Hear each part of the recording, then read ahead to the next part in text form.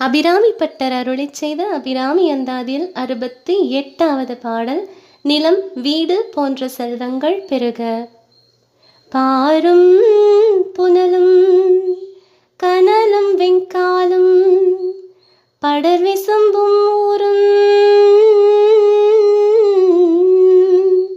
முருக சுவை ஒளி ஊரொளி ஒன்றுபட சேரும் தலைவி சிவகாம சுந்தரி சீரடிக்கே சாரும் தவமுடையார் படையாத தனம் இல்லையே.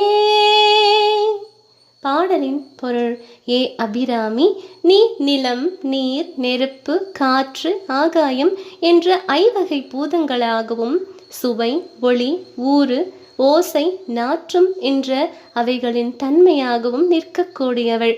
சுந்தரியே, உன்னுடைய செல்வம் பொருந்திய திருவடிகளை சார்ந்தவர்கள் சிறந்த தவத்தை பெறுவர். அத்துடன் அவர்கள் அடையாத செல்வமும் இல்லை எனலாம்.